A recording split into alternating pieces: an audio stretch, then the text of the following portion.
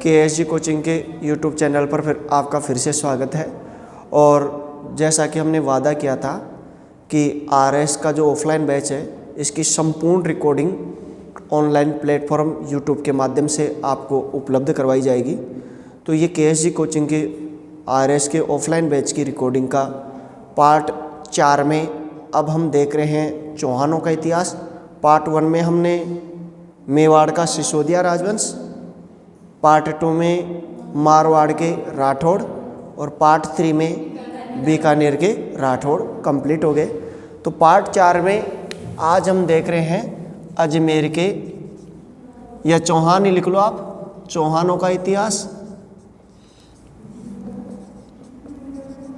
चौहानों का इतिहास, फिर चौहान अलग अलग जगह आएंगे तो वहाँ पे अपन देखेंगे। सबसे पहले जैसे ही कोई भी टॉपिक लेते हैं तो उसकी संपूर्ण व्याख्या करते हैं। उसी क्रम में चौहान का इतिहास, चौहान यहाँ नया शब्द आया है तो चौहान कहाँ से आए, पहला प्रश्न यही आता है। तो उत्पत्ति सिद्धांतों की बात करते हैं। उत्पत्ति सिद्धांत, तो उत्पत्ति सिद्धांतों में चौहानों का जो पहला सिद्धांत लिया जाता है वो अग्निमत सिद्धांत लिया जाता है। और इसमें ये व्याख्या की जाती है कि चौहानों की जो उत्पत्ति हुई है वो वशिष्ठ ऋषि के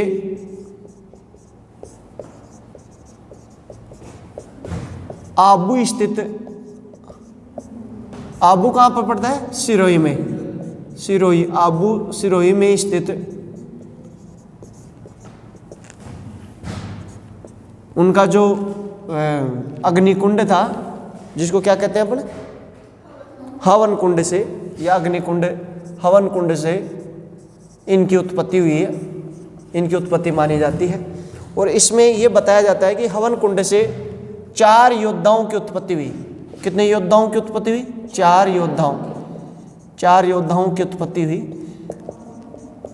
दरअसल क्या हुआ था, ये कहानी ये इतिहासकार इस तरीके से बताते हैं कि उस समय आबू में एक बहुत बड़ा कुंड था और उस पर वशिष्ठ ऋषि वहाँ पर रहते थे और उनको राक्षस बड़े परेशान करते थे।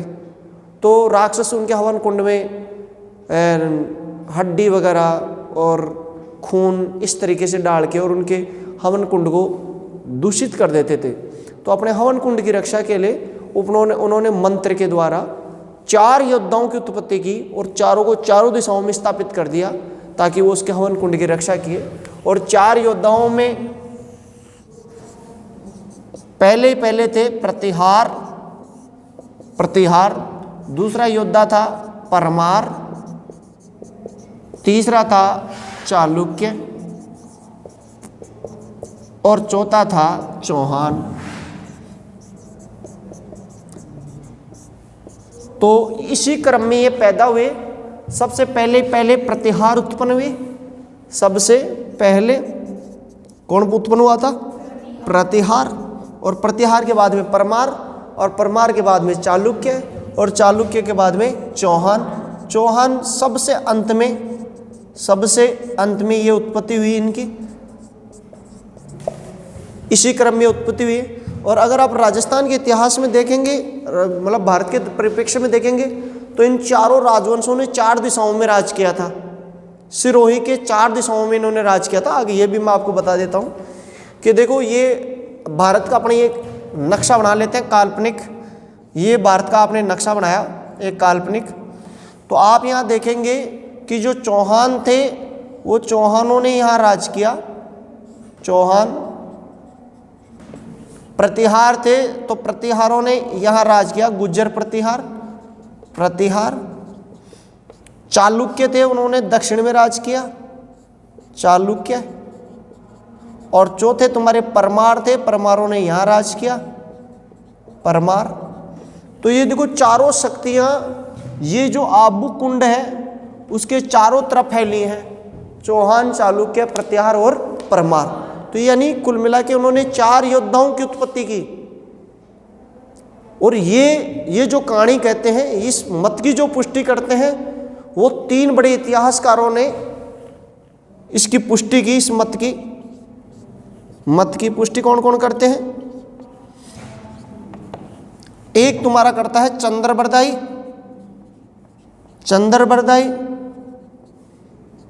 चंद्रबरदाई का आपने नाम सुना होगा। ये पृथ्वीराज चौहान का राजदरबारी था, उनका मित्र था चंद्र, ठीक है, चंद्र इनका नाम था, चंद्रबरदाई। और इन्होंने एक ग्रंथ लिखा था, कौन सा? पृथ्वीराज रासो। कौन सा ग्रंथ लिखा था? पृथ्वीराज रासो। तो उसमें इस मत की पुष्टि करता है। दूसरा इस मत की पुष्टि करता है मुणोत नैनसी। कौन सा नैनसी? मुणोत नैनसी। और मुणोत नैनसी को मारवाड़ का राजपुताने का अबुल फजल कहा जाता है। क्या कहा जाता है? किसने कहा है? मुंशी देवी प्रसाद ने। किसने कहा है? मुंशी देवी प्रसाद ने। और इसकी पुस्तक बहुत प्रसिद्ध ग्रंथ है, मारवाड़ा प्रगनारी विगत, और एक नैनसी ख्यात और एक मारवाड़ा प्रगनारी विगत, ये दोनों रट लेना, ठीक। तीसरा ये जसवंत सिंह का राजदरबारी था।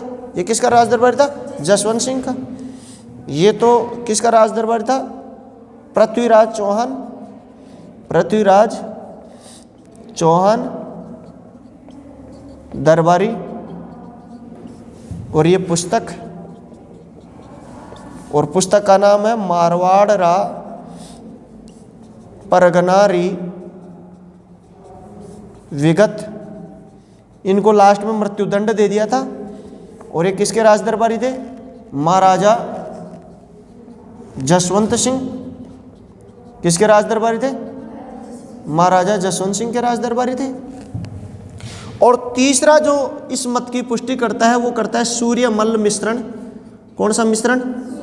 सूर्यमल मिश्रण। और सूर्यमल मिश्रण की एक पुस्तक है वीर सतसई। कौन सी सतसई? वीर। हालांकि इनकी पुस्तकें खूब हैं, लेकिन वीर सतसई पुस्तक याद रखना। प्रसिद्ध पुस्तकें भी मैं यहाँ पे लिख रहा हूँ, वीर सतसई। और ये किसके राजदरबारी थे? राम सिंह के। किसके राजदरबारी थे? राम सिंह के। पृथ्वीराज चौहान कहाँ का राजा था? अजमेर का। कहाँ का राजा था? अजमेर का। महाराजा जसवंत सिंह कहाँ के राजा थे? मारवाड़ के। मारवाड़ यानी जोधपुर के। और राम सिंह कहाँ का राजा था? बूंदी का। कहाँ का राजा था? बूंदी का। तो इन 3 इतिहासकारों ने इस मत की पुष्टि की है कि भाई इनकी उत्पत्ति कहाँ से हुई है? अग्निकुंड से। एक चीज़ तो याद रखनी है। और इसका जैसे टेक्निकल रूप से अपने व्याख्या करते हैं कि वास्तव में अग्नि से उत्पन्न हुए थे क्या। तो अग्निकुल सिद्धांत, अग्निकुंड जो सिद्धांत है उसकी पुष्टि इस प्रकार भी होती है कि हमारे जो राजनीति है उसकी उत्पत्ति धर्म से होती है। हमारे जो भी देवीय उत्पत्ति का सिद्धांत माना जाता है, तो संभवतः वहाँ पे जो आबू है, आबू पे कोई बहुत बड़ा मठ या बहुत बड़ी कोई पीठ, प्रधान पीठ रही होगी। और वहाँ से चल के, वहाँ से निकल के 4 योद्धाओं ने 4 अलग अलग साम्राज्यों की स्थापना की होगी। जैसे अभी अपने शाहपुरा में सबसे बड़ी पीठ है बाबा नारायण दास जी की त्रिवेणी धाम पीठ। कौन सी पीठ? त्रिवेणी धाम। त्रिवेणी धाम पीठ पे बाबा नारायण दास जी जिसके ऊपर हाथ रख देते हैं वही शाहपुरा का एमएलए बनता है। ये बात सबको पता है। वैसे ही और जगह पे भी आप देखोगे राजस्थान के अन्य क्षेत्रों में, तो वहाँ पे जो प्रसिद्ध संत होते हैं वो जिसके ऊपर हाथ रखते हैं वही क्या बन जाते हैं? शासक बन जाते हैं। तो उन पीठों से आगे चल के बड़े बड़े साम्राज्य, बड़े बड़े संस्थापकों की स्थापना होती है। तो इस प्रकार इस मत की पुष्टि इस बात से भी होती है। तो ये था उत्पत्ति का पहला सिद्धांत, अग्निकुंड सिद्धांत, अग्निमत सिद्धांत। आप इसका स्क्रीनशॉट ले लो। एक उत्पत्ति सिद्धांत के अलावा इसके अलावा दूसरी उत्पत्ति सिद्धांत जो माना जाता है, इनको सूर्यवंशी मानते हैं। कौन सा वंशी मानते हैं? सूर्यवंशी। और एक इनको मानता है चंद्रवंशी। कौन सा वंशी? चंद्रवंशी। अब आप कहोगे गुरुजी सूर्यवंशी और चंद्रवंशी में क्या अंतर है? सूर्य के वंशी जो हैं वो राम के वंशज माने जाते हैं। किसके वंशज माने जाते हैं? राम के वंशज। क्या कहेंगे अपने आप को? सूर्यवंश के। और चंद्रवंशी होते हैं वो भगवान कृष्ण के वंशज माने जाते हैं। किसके माने जाते हैं? भगवान कृष्ण के वो ऐसे कहते हैं हमारे जो पूर्वज हैं वो कौन है, भगवान कृष्ण। ठीक, तो ये माना जाता है कि सूर्य का पुत्र था मनु। सूर्य का पुत्र कौन था, ये पता है क्या आपको? नहीं पता? तू है मनु की संतान, तेरी मुट्ठियों में बंद तू फान है रे, मनुष्य तू बड़ा महान है रे। तू है मनु की संतान। मनु की संतान कहा गया इंसान को। सूर्य का पुत्र वस्तु मनु था, और मनु के बाद में इक्ष्वाकु, ये काफ़ी हुए थे। इक्ष्वाकु के बाद में राजा अज के बाद में दशरथ, और दशरथ का दशरथी पुत्र राम। इस प्रकार ये वंश चला है। तो ये इसके वंशज ये माने जाते हैं। ठीक, और वो कृष्ण के वंशज माने जाते हैं। ये मत जो है इसकी पुष्टि करने वाले 5-7 विद्वानों ने इस मत की पुष्टि की। कौन कौन है? जैसे इनमें जो सबसे प्रसिद्ध है उसमें नाम आता है आपका, एक तो आता है जोधराज का, जैनक का। जैनक ने एक पुस्तक लिखी थी जिनका नाम था पृथ्वीराज विजय। कौन सी विजय? पृथ्वीराज विजय। ये रटना इसमें इस मत की पुष्टि की है। ठीक, अब देखो दूसरा प्रसिद्ध उसका उसमें लिखना आप चाहिए जोधराज, और जोधराज की पुस्तक थी हम्मीर रासो। कौन सा रासो? हम्मीर रासो इनकी पुस्तक थी। इसमें भी इस मत की पुष्टि की गई है जोधराज की। अच्छा, जोधराज के अलावा कवि महेश के पुत्र थे सारंगधर ने भी हम्मीर रासो ग्रंथ लिखा है। तो ये अपन पुस्तक लिखेंगे तो वहाँ इनकी व्याख्या कर लेंगे। महेश के पुत्र किसने? सारंगधर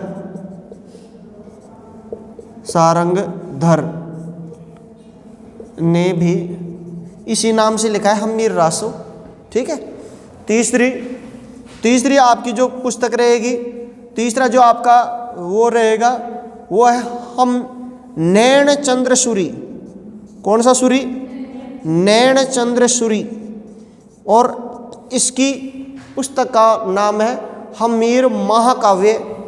ये तो देखो हम्मीर रास्य है और ये क्या है? हम्मीर महाकाव्य। अंतर समझ आ रहा है? हम्मीर के नाम से दो, पृथ्वीराज विजय के नाम, ये चौहान शासक है सारे, है ना। एक था चंद्रशेखर जिसने पुस्तक लिखी थी सुरजन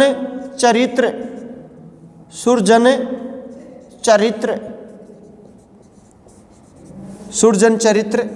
तो वो भी इसी मत की पुष्टि करता है कि साहब इनकी उत्पत्ति कौन करता है? भगवान राम के वंशज ये माने जाते हैं।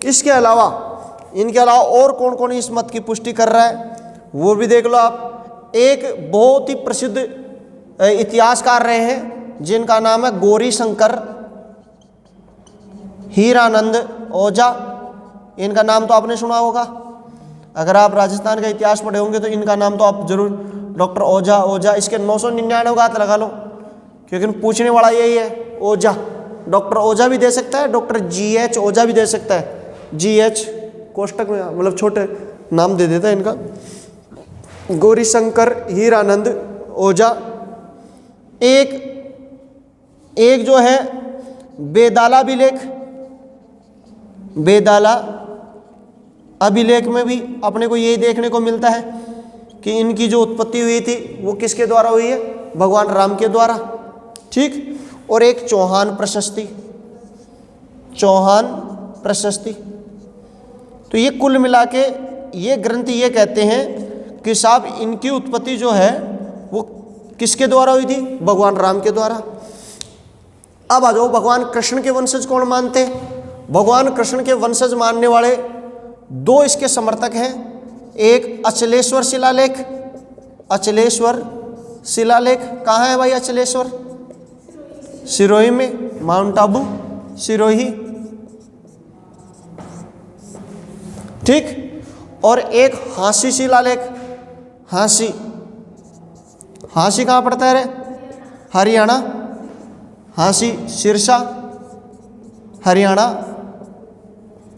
तो यहाँ पे इन दोनों से पुष्टि होती है। अब आप ये कहोगे गुरुजी आप एक चीज बताओ कि इनमें से कौन सा एक माने। आपको कोई सा एक नहीं मानना। इतिहासकारों ने शोध किया है और उन्होंने लिखा है, तो अपन दिमाग क्यों लगाएंगे? उन्होंने पूरा जीवन खपाया है इसमें तर्क से। अब जैसे मान लो ये जैनक जो है, अपने जो ग्रंथ है पृथ्वीराज विजय में, उन्होंने चाह मानव की उत्पत्ति से संबंधित मत दिया।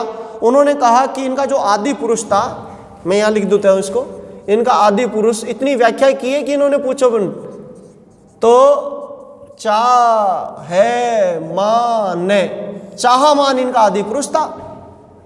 और उन्होंने बनाया, चा से बनाया चाप, है से बनाया हरी, मां से बनाया मान, मान सम्मान के लिए जो लड़ते थे।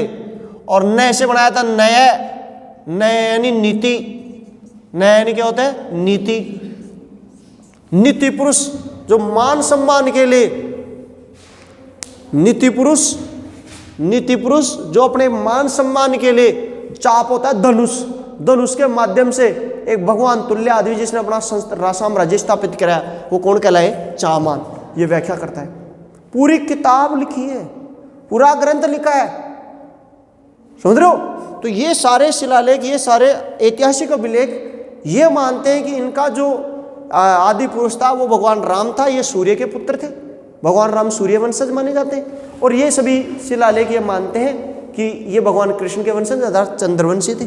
ठीक है, तो आप इसका एक स्क्रीनशॉट ले। तो अभी तीन ही हुए हैं, तीन मत, एक अग्निकुंड सिद्धांत, एक सूर्यवंशी, एक चंद्रवंश, तीनों का ले लो। इनके अलावा तीन सिद्धांत हो रहे हैं, एक ब्राह्मण वंशी, चौथा आता है ब्राह्मण वंशी, जो इनको ये मानता है कि ये ब्राह्मणों की संतान है। एक इनका जो है वो इंद्रवंशी, कि साहब ये भगवान इंद्र के संतान है। ये रायपाल था एक शासक, उसका एक शिलालेख है रायपाल का सेवड़ी, सेवड़ी अभिलेख। उसमें ये देखने को मिलता है कि ये ऐसे मानते हैं कि भगवान इंद्र के वंशज हैं। और एक आता है लास्ट में, छठवां और अंतिम जो है विदेशी मत, विदेशी, कि ये जो चौहान है वो विदेशी हैं। अब देखो ब्राह्मण जो हैं वो इस बात की पुष्टि करेंगे कि ब्राह्मण हैं ये, विदेशी ये कहेंगे कि ये कौन है? विदेशी हैं। और जो वो इनके राजदरबारी जो हैं वो इनको, कोई इनको सूर्यवंशी बताएगा, कोई इनको प्रतापी, समझ आ रहा है? ताकि तो ब्राह्मणों में जैसे गोपीनाथ शर्मा, कौन सा शर्मा? गोपीनाथ शर्मा। दूसरा दशरथ शर्मा, कौन सा शर्मा? दशरथ शर्मा। एक तीसरा कायम खान रासो, कायम खान रासो, ये ग्रंथ है कायम खान का, उसमें भी यही लिखा है। विदेशियों में विदेशी मत के समर्थक कौन है? जो विदेशी हैं, जैसे कर्नल जेम्स टॉड। दूसरा विलियम क्रुक, विलियम क्रुक। तीसरा V.A. स्मिथ। ये सभी क्या मानेंगे कि ये विदेशी हैं। तो विदेशी लोग क्या मान रहे हैं? विदेशी हमारे बच्चे हैं। ब्राह्मण क्या कह रहे हैं कि नहीं नहीं ये ब्राह्मणों के हैं। और इंद्र वो को रायपाल का शेवड़िया अभिलेख क्या कह रहा है कि इंद्रवंशी है, ताकि वो अपने आप से जोड़ रहा है। ठीक है, तो मेरे को जो सबसे विश्वसनीय मत लगता है वो ये लगता है ब्राह्मण वंशी। क्यों लगता है मैं इसमें बता देता हूँ। एक तो दशरथ शर्मा की एक पुस्तक है अर्ली चौहान डायनेस्टी, इसको रट लेना भाई, अर्ली चौहान डायनेस्टी। ये कई बार पूछी गई किताब है, 999 का हाथ लगा लेना। इसमें जो सबसे सर्वाधिक मान्य जो मत है वो मैं बता देता हूँ। यहाँ पे 1170 का एक अभिलेख है जिसे कहते हैं बिजोलिया अभिलेख। कौन सा अभिलेख? बिजोलिया। बिजोलिया का जो शिलालेख है उसकी बात की जाए तो ये बिजोलिया शिलालेख अपने को कहाँ मिलता है? बिजोलिया में, और बिजोलिया कहाँ है? भीलवाड़ा। कहाँ पे पड़ता है? भीलवाड़ा। भीलवाड़ा के बिजोलिया शिलालेख में ये लिखा है कि चौहानों का 817 ईस्वी में सामंत देव यहाँ का राजा था। सामंत देव चौहान यहाँ का शासक था, और इस सामंत देव चौहान को उन्होंने वत्स गोत्रीय ब्राह्मण कहा है। क्या कहा है? वत्स गोत्रीय ब्राह्मण कहा है। ये बड़ी इंपॉर्टेंट चीज आपको याद रखनी है। वत्स गोत्रीय ब्राह्मण कह दिया। अब ऐसे ब्राह्मण तो कोई नहीं कहता। ब्राह्मणों में बड़ी कट्टरता होती है। वो अपने गोत्र का भी स्पेसिफिक ध्यान रखते हैं, कौन सा ऊंचा है कौन सा नीचा है। उनमें गौड़ ब्राह्मण, हरियाणा ब्राह्मण ये अलग अलग होते हैं, ठीक है। तो यहाँ पे उन्होंने वत्स गोत्रीय ब्राह्मण अपने आप को डाल दिया, स्पेसिफिक तरीके से पत्थर पे खुद आके डाल दिया। और सामंत देव चौहान को उन्होंने डाला, जो 817 ईस्वी में राजा बना था। और उस पर लिखा था, एक शब्द लिखा था इसके लिए, सामंत देव के लिए, विप्र श्री वत्स गोत्राद्भुत। विप्र श्री वत्स गोत्राद्भुत। विप्र का मतलब होता है ब्राह्मण। विप्र का मतलब क्या होता है? ब्राह्मण। श्री वत्स, वत्स गोत्र, उद्भूत, उद्भूत का मतलब होता है उत्पन्न, उत्पन्न। तो श्री वत्स गोत्र में उत्पन्न नाम ब्राह्मण था ये शब्द यहाँ पे लिखा हुआ। कहाँ पे लिखा हुआ है? बिजोलिया शिलालेख। तो अब ये जो उत्पत्ति सिद्धांत है मैंने 6 बताए हैं, अग्निकुंड से लेके और यहाँ तक विदेशी मत तक 6 सिद्धांत बनाए। इसमें सबसे ज़्यादा प्रचलित है, सबसे ज़्यादा ऑथेंटिक जो माना जाता है ब्राह्मण वंशी माना जाता है। अब जो भी रहा हो, अगर आपके आरएस के पर्पज से आता है तो आपको सभी का उत्पत्ति सिद्धांत आता है तो सभी का अलग अलग व्याख्या करके लिख के आना है, और आप इसमें अच्छे तरीके से 10 नंबर का आता है। बड़ा क्वेश्चन आएगा आपको, ये छोटा तो पूछ नहीं सकता क्योंकि पूरा एक पेज का पूरा ये बन जाएगा। तो परफॉर्मा बना के आप लिखते हो तो उस तरीके से भी लिख सकते हो।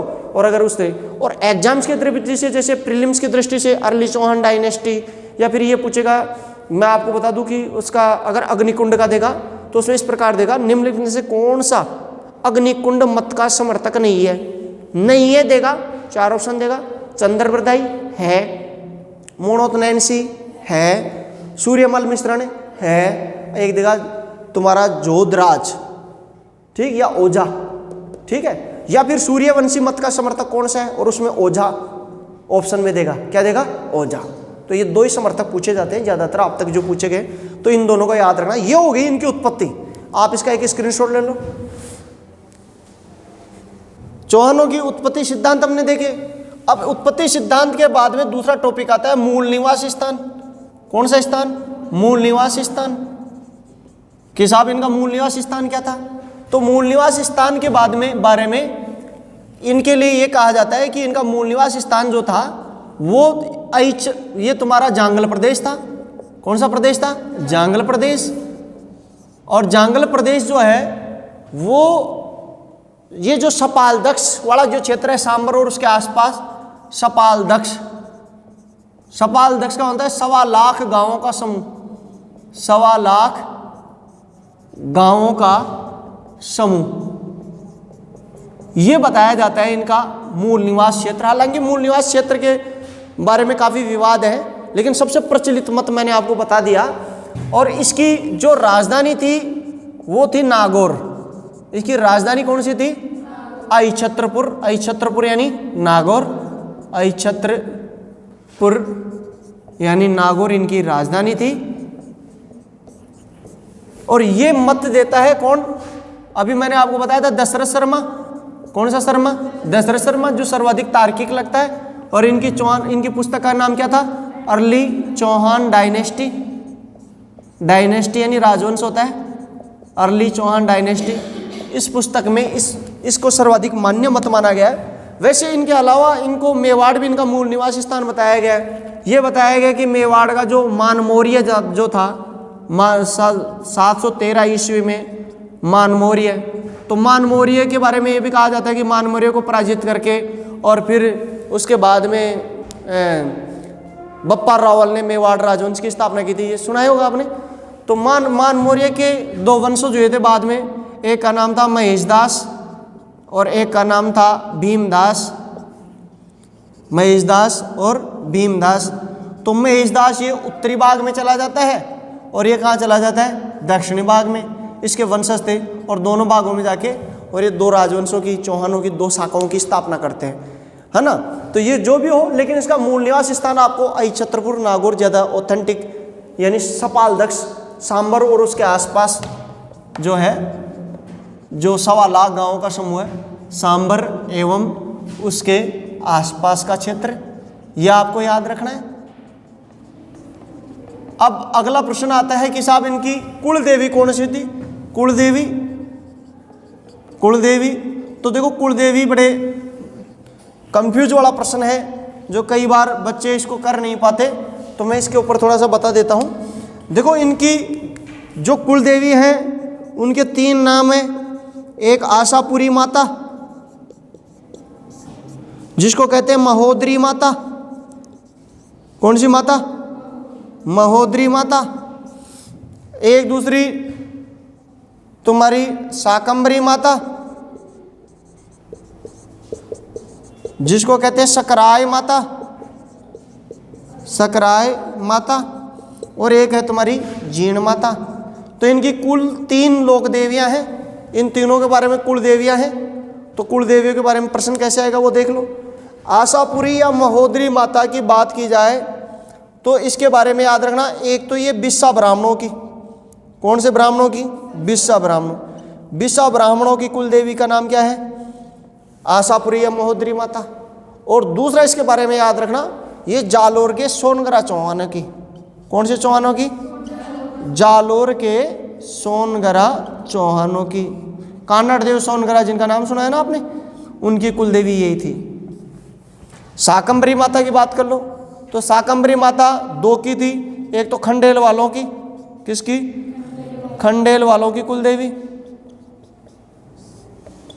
और एक तुम्हारी ये जो तुम्हारे सपाल दक्ष के जो चौहान थे, सपाल दक्ष के चौहानों की, इनकी कुल देवी भी कौन सी मानी जाती है, शाकंभरी माता। अब आती है जीण माता। जीण माता जो कुल देवी है वो अजमेर के चौहानों की, किसकी है, अजमेर के चौहानों की कुल देवी। ये आपको इस तरीके से रटना है। अब आते हैं इसके मंदिरों की। किसकी बात करते हैं, मंदिरों की। तो देखो, मंदिर की बात की जाए तो इसके 3 मंदिर हैं। एक तो बड़ौच, बड़ौच तो पड़ता है कहाँ पे, गुजरात में। कहाँ पड़ता है, गुजरात में। ये तो मूल मंदिर है भाई, मूल मंदिर। इसको आपको रटने की जरूरत नहीं है क्योंकि ये राजस्थान से बाहर है तो इसमें बनता नहीं प्रश्न। बाकी 2 आपको रटने हैं। एक तो नाडोल, नाडोल पड़ता है पाली में, नाडोल कहाँ पड़ता है, पाली में। और दूसरा मोदरा, कौन सा दरा, मोदरा। और मोदरा पड़ता है जालोर में। कहाँ पड़ता है। और ये याद रखना, एकमात्र लोक देवी है जिसकी महिलाएं घूंघट निकाल कर पूजा करते हैं। महिलाएं क्या निकाल के, घूंघट निकाल कर हाथों में मेहंदी लगाकर पूजा करती है। हाथों में मेहंदी लगाकर पूजा करती हैं। एक तो इनके बारे में ये याद रखना, और बाकी लोक देवियों में पढ़ेंगे, अपन देख लेंगे। शाकंभरी माता, इनके बारे में मैंने आपको पहले बताया था। शाकंभरी माता का जो मूल मंदिर है वो तो उदयपुर वाटी में है। उदयपुर वाटी, उदयपुर वाटी कहाँ है, झुंझुनू। कहाँ है, झुंझुनू। ये तो है मूल मंदिर। कौन सा मंदिर, मूल मंदिर। और 2 अन्य मंदिर और हैं इसके। एक अपना सांबर में, कहाँ पे है, सांबर। सांबर तो कहाँ है, जयपुर में। और एक तुम्हारा सहारनपुर, सहारनपुर। और सहारनपुर पड़ता है यूपी में। कहाँ पड़ता है, यूपी में। तो इसके ये 2 मंदिर है।